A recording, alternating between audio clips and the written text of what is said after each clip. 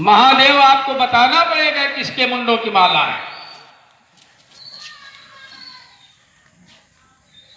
शंकर जी ने कहा सती जी, बात यह है कि ये तुम्हारे मुंडों की माला है। अब सती जी के चौंकने का नंबर है। सती जी चौंक गई, महाराज ये मेरे मुंडों की माला है, मेरे इतने मुंड आपको कहां से मिल गए। शंकर जी ने कहा सती बात यह है कि मैं तुमसे बड़ा प्रेम करता हूं। जब भी तुम्हारी मृत्यु होती है तो मैं तुम्हारा सिर काट के इसी माले में डाल देता हूं। और हर बार तुम्हारा जन्म होता है तो तुम्हारा विवाह मेरे साथ ही होता है। सती ने कहा इसका मतलब, शंकर जी ने कहा इस माला में जितने मुंड हैं इतने बार तुम्हारा जन्म हो चुका है। अब सती की समझ में आया कि मेरे पति कितना प्रेम करते हैं। जो व्यक्ति मरने के बाद सिर की माला पहन के घूमे वो कितना प्रेम करता होगा पत्नी से। सती ने कहा महादेव इसका मतलब कि इसमें जितने मुंड हैं इतनी बार मैंने जन्म लिया, इतनी बार मैं मर चुकी हूं। शंकर जी ने कहा हाँ। सती ने कहा महाराज आप कितने बार मरे। शंकर जी ने कहा हम नहीं मरते, हम अमरनाथ हैं। सती ने कहा यह नहीं होगा कि हम बार बार मरे, आप एक बार न मरो। अरे एक आध बार तो मरो है। ITI में हम कथा सुना रहे थे। शंकर जी ने कहा सती मैं नहीं मर सकता, मैं अमरनाथ हूं, मैं अमर कथा जानता हूं। सती ने कहा मुझे भी अमर कथा सुनाओ। शंकर जी ने कहा अमर कथा सुनने का अधिकार सबके पास नहीं है, कथा कौन सुन सकता है। बोले राम कथा के तेई अधिकारी, अजिन के सत संगति अति प्यारी। जिनको सत्संग प्रिय है कथा उनके लिए है। कथा मनोरंजन का साधन नहीं है। वैसे हम तो कहते हैं मनोरंजन भी हो जाए तो भी बढ़िया है। मनोरंजन माने मन रंग जाए, रंजन माने रंगना। अगर कथा के द्वारा आपका मन रंग जाए तो ये और बढ़िया व्यवस्था बन जाए। शंकर जी ने कहा देखो सती कथा तो सुनाऊंगा, एक शर्त है 7 दिन तक लगातार कथा चलेगी, एक क्षण के लिए विराम नहीं होगा, अहर्निश चलेगी कथा। अब मैं ध्यान में बैठ करके कथा सुनाऊंगा और तुम्हें बीच बीच में हुंकारी भरनी पड़ेगी जिससे मुझे पता चले तुम सुन रही हो। पहले दादी नानी की कहानियां होती थी ना। भगवान शंकर ने सती से कहा विरासन कमंडल उठाओ मेरा, चलो। अमरकंटक क्षेत्र में पहुंचे भगवान शिव, अपने डमरू को निनादित किया, बजाया डमरू।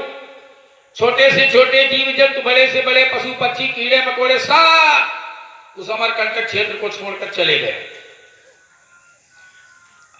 अब वहां एक बरगद का वृक्ष था, उसके नीचे शंकर जी ने आसन बिछा दिया। अच्छा, बरगद के भी सब पशु पक्षी कीड़े मकोड़े सब चले गए।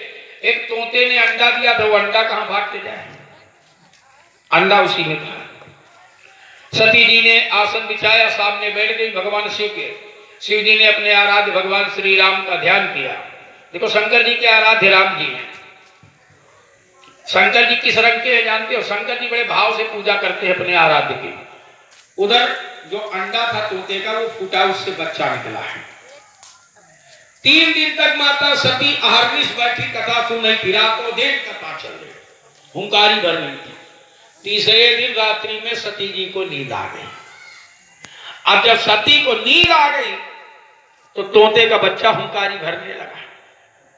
देखो कथा सबके भाग्य में नहीं है।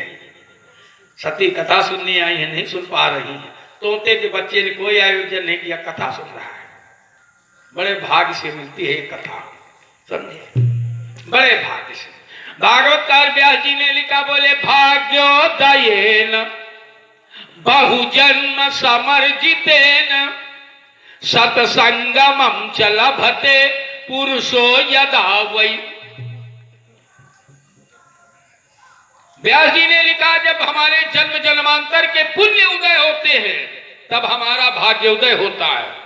और भाग्योदय से क्या मिलता है? भाग्योदय से धन परिवार नहीं मिलता है, भाग्योदय से लक्ष्मी नहीं मिलती है, भाग्योदय से घर मकान और दुकान और परिवार और बच्चे नहीं मिलते हैं, ये पुरुषार्थ से मिलते हैं। आप तोता हुंकारी भरने लगा। 7 दिन जब कथा पूरी हो गई, भगवान शिव ने नेत्र खोला, सती जी लुढ़की पड़ी हैं।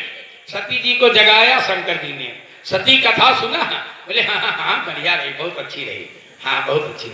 अच्छा शंकर जी ने पूछा क्या सुना, क्या सुना? कल से हम भी पूछेंगे कहां तक कथा छोड़ा था कल, आज की कथा समझे। शंकर जी ने पूछा क्या सुना? सती बोली महाराज हम तो सो गए थे, सो गए थे। फिर शंकर जी ने कहा हुंकारी कौन भर रहा था? सती ने कहा मुझे तो नहीं पता। भगवान शिव ने दृष्टि उठाई, तोते का बच्चा सुन रहा था। शंकर जी ने कहा अरे ये अनधिकृत जीव है, इसको कथा सुनने का अधिकार नहीं है, इसने कैसे सुन लिया अमर कथा, इसको मार दूंगा। त्रिशूल लेके दौड़े, तोता उड़ा वहां से अमरकंटक क्षेत्र से। अब उत्तराखंड में व्यास आश्रम है, बद्रीनाथ केदारनाथ की तरफ, बद्रीनाथ था। व्यास आश्रम में व्यास जी की पत्नी बैठी थी, उनको जम्हाई आई, तोता भाग के आया, उनके मुंह में प्रविष्ट हो गया, उधर में चला गया, उधर में चला गया। शंकर जी त्रिशूल लेके दौड़े दौड़े आए, व्यास जी तुम्हारे आश्रम में तोता आया, इसको निकालो बाहर। व्यास जी ने कहा महाराज ये तोते से आपकी क्या शत्रुता हो गई, तो छोटा सा जीव है। अरे बोले अनधिकृत जीव है, इसने भागवत की कथा सुन ली, अमर कथा, ये अमर कथा, ये भागवत कथा उसने सुन ली। अच्छा व्यास जी ने कहा अमर कथा का मतलब क्या है? शंकर जी ने कहा अमर कथा जो सुन लेता वो अमर हो जाता है। जब व्यास जी को हंसी आई, कहा महादेव अब तोते ने अमर कथा सुन ली है, उसे अमर हो जाना चाहिए, और अगर आप उसको मार दोगे वो मर जाए तो ये मर कथा होगी कि अमर कथा होगी? शंकर जी लौट गया है। व्यास जी गए, उस गर्भस्थ शिशु से कहा बेटा बाहर निकलो। उसने कहा पिताजी अब हम बाहर नहीं निकलेंगे। व्यास जी ने कहा निकल आओ बेटा, माँ को उधर पीड़ा का कष्ट क्यों दे रहे हो? उसने कहा क्षमा करिएगा पिताजी, मैं उधर से बाहर नहीं आ सकता हूं। क्यों? उसने कहा मुझे आत्मज्ञान हो गया है, मैंने जो है ये अमर कथा सुन लिया है, अब अगर मैं संसार में आऊंगा तो माया में लिप्त हो जाऊंगा। माँ के उदर में जब हम होते हैं तो हमारे अंदर माया का प्रवेश नहीं होता है, तब हमें परमात्मा का दर्शन होता है माँ के उदर में। लेकिन संसार में आते ही हमें माया पकड़ लेती है। गोस्वामी जी ने लिखा है गंदा गंदा हो जाता है। उसी तरह जीव जब संसार में आता है तो माया से लिपट जाता है। जनु जीव ही बोले माया लपटानी, माया में लिप्त हो जाऊंगा। अब मैं पुनरपि जननम पुनरपि मरणम के चक्कर से छुट्टी चाहता हूं। व्यास जी ने कहा बेटा मैं आशीर्वाद देता हूं, तुम्हें कोई माया व्याप्त नहीं होगी, बाहर आ जाओ। उसने कहा फिर भी हम बाहर नहीं आएंगे। कहा क्यों? गर्भस्थ शिशु ने कहा पिताजी अगर आप मान लो माया नहीं व्याप्त होगी आपके आशीर्वाद से, लेकिन जब मैं पैदा होऊंगा तो माता और पिता के रिश्ते से आप बांध लोगे, तो हमें इन बंधनों में बंधना पड़ेगा। देखो परमात्मा ने हमको आपको 10 रस्सियों से जकड़ा है। हाथी इतना विशाल का जानवर, उसको भी बांधते हो तो एक सांकल लगती है जंजीर। घोड़े को कभी कभी 4 कभी 2 लगती है। मनुष्य इतना उद्दंड प्राणी है कि मनुष्य को बांधने के लिए भगवान को 10 रस्सियां लगानी पड़ी। हम सब 10 रस्सियों में बंधे हैं। कौन सी हैं 10 रस्सियां? गोस्वामी जी ने लिखा है सुत धारा जननी जनक बंधु सुत धारा, जननी जनक बंधु सुत धारा, जननी जनक बंधु सुत धारा, जननी जनक बंधु सुत धारा, जननी जनक बंधु सुत धारा, जननी जनक बंधु सुत धारा, तनु धनु भवन सुहृद परिवारा, तनु धनु सुहृद परिवारा, तनु धनु भवन सुहृद परिवारा, तनु धनु भवन सुहृद परिवारा। हमारे जीवन में 10 रस्सियां।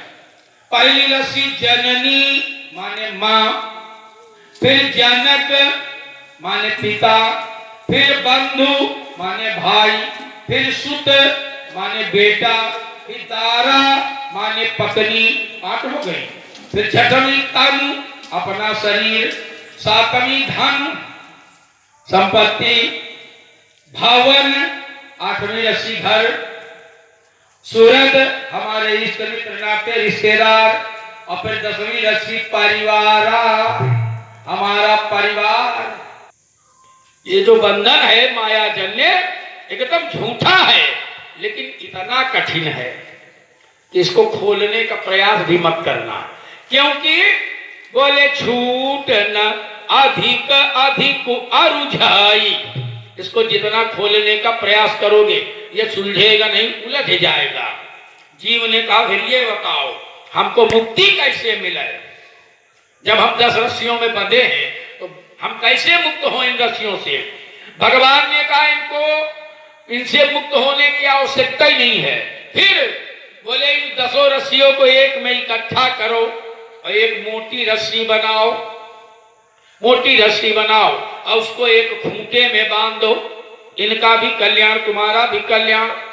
जीव ने कहा मतलब? भगवान ने कहा जननी जनक ये बंधु सुत दारा और तनु धनु भवन सुरद परिवारा। करना क्या है?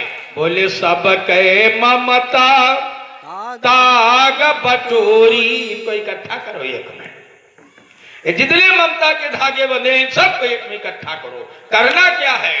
बोले मम पद नहीं बांधु पर डोरी। भगवान ने कहा सारी डोरियां मेरे पैरों में बांध दो, मन के द्वारा बांध दो, इनका भी उद्धार तुम्हारा भी उद्धार हो जाएगा। आप पिता और माता वाला संबंध जोड़ोगे। व्यास जी ने आशीर्वाद दिया बेटा आ जाओ, न तुम्हें माया व्याप्त होगी, न हम लोग तुमसे पिता पुत्र वाला संबंध रखेंगे। पर मैंने कल बताया था कि सुत वित लोक ईसना तीनी कहके मति निसन्न मलिनी। किसके अंदर पुत्रेषणा नहीं है, किसके अंदर वित्तेषणा नहीं है, किसके अंदर लोकेषणा नहीं है, सबके अंदर है। 16 साल बाद भगवान सुखदेव का जन्म हुआ व्यास पत्नी के उदर से। 16 साल के। बोलिए सुखदेव भगवान की जय। जैसे ही भगवान सुखदेव 16 साल के निकले मां के उदर से, नाल छेदन हुआ, तुरंत अपना कमंडलू उठाया, मृक्षण उठाया और तपस्या के लिए चल पड़े। न मां की ओर निहारा, न पिता की ओर निहारा, सीधे चल पड़े।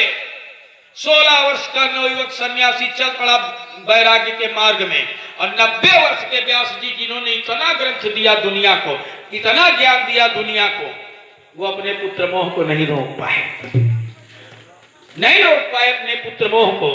और सुखदेव भगवान के पीछे पीछे दौड़ पड़े, और यही से भागवत प्रारंभ होती है। बोले यम प्रवजंत मनुपेत मपेत कृत्यम द्वैपायनो विरह कातर आजुहाव। जिन भगवान सुखदेव का नाम छेदन भी नहीं हुआ और वो साधना के लिए चल पड़े, उनके पीछे उनके पिता द्वैपायन माने व्यास जी दौड़ पड़े विरह में, विरह कातर आजुहाव। चिल्लाना शुरू किया पुत्रेति, ए बेटा रुक जाओ, ए बेटा रुक जाओ। पर सुखदेव जी ने पीछे मुड़ के नहीं निहारा। आत्मज्ञानी बन गए हैं सुखदेव जी। सारा संसार उनको अपने परमात्मा के रूप में दिखाई पड़ता है।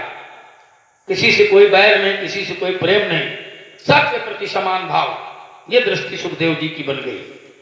ना स्त्री का भेद है उनके जीवन में, ना पुरुष का भेद है। कोई भी खड़ा हो उनको सब में अपना भगवान दिखता है। समझे? ये दृष्टि होनी चाहिए, सब में परमात्मा देखो। अच्छा एक बात और जान लो, सब में परमात्मा तो देख सकते हो, लेकिन सबको परमात्मा मान के सबकी पूजा भी कर सकते हो। आयनो विरह कातर आजुहाव। चिल्लाना शुरू किया, व्यास जी पीछे पीछे दौड़ रहे हैं। पुत्रेति, ए बेटा रुक जाओ, बेटा रुक जाओ। सुखदेव जी ने नहीं सुना। सुखदेव जी की तरफ से जंगल के वृक्षों ने व्यास जी को उत्तर दिया। बोले पुत्रेति तन्मयतया तरवो भिने दुष। तरवो वृक्षों ने उत्तर दिया।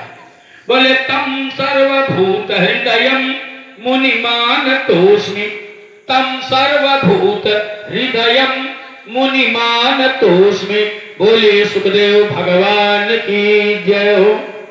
ऐसे भगवान सुखदेव चले जा रहे थे जंगल में।